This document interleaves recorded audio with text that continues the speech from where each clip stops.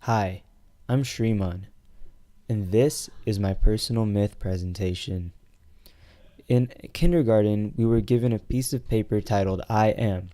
We were supposed to fill out the paper with 5 adjectives with our interests and or personality traits.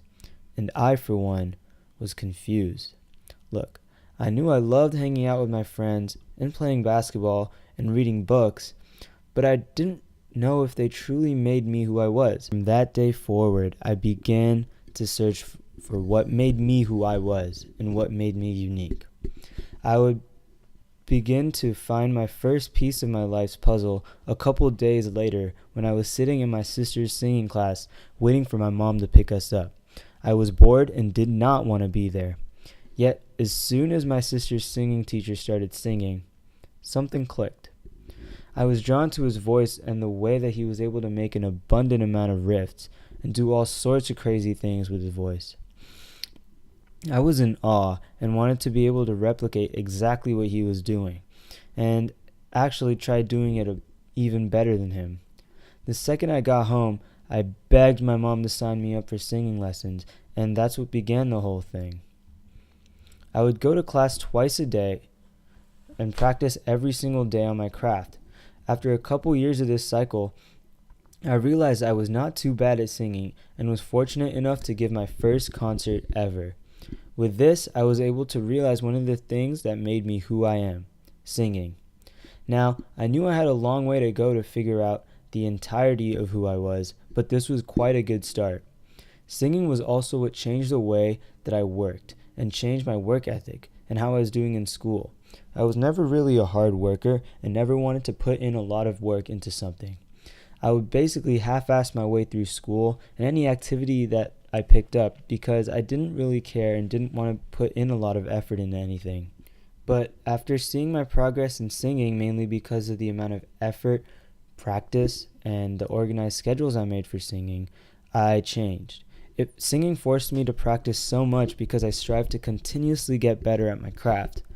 This is what made me become more focused and more driven as a student because I realized if I wanted to do well at school, I had to be just as focused and put in just as much effort as I did with singing. After this, I wanted to continue this search and find out more things about myself that I didn't know existed. I didn't know that I was a singer until I just tried it out and it came to me. I would end up finding more about myself during the summer of sophomore year. This summer, I was volunteering at an old adult daycare center that had clients who mainly consisted of people with health issues. Dementia and amnesia were one of the main 2 diseases that people had, but obviously there were lots of other patients with different health issues. The first day that I walked into the center was one of the most strangest moments of my life. I walked in thinking that I was going to witness a bunch of senior citizens having a good time. Playing Scrabble, shuffleboard, doing word puzzles, eating bagels, drinking some orange juice with a box of oats next to them. But the exact opposite is what it looked like.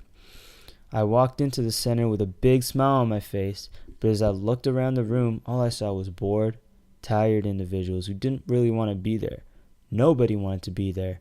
Not the caretakers, nor the volunteers, not even the citizens, the senior citizens that were supposed to be members. They just hated being in that environment.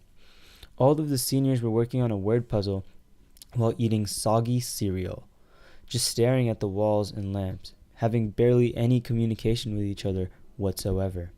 I felt really bummed out because the first thing that hit me was that these people almost worked for about 50 years each in their lives, planning for their futures and happy retirements, just to end up in an adult daycare center with 20 other seniors bored out of their minds. I felt awful for these seniors, but I could really do nothing other than have a big smile on my face and helping them out and just playing with them and keeping them smiling. The next day, during lunch, I sat next to this man named John. From the moment that I sat at the table, John started telling me his life story, while I sat there just trying to be a good listener for him. He started telling me about how he used to be an Army fighter pilot and got bit by a bug, and about how it changed his life. forcing him to live here in the adult center instead of the extravagant mansion that he was going to save his money for. It hit me. Nobody knows what's going to happen in the future. Nobody knows anything about the future, yet we all plan for it our whole lives.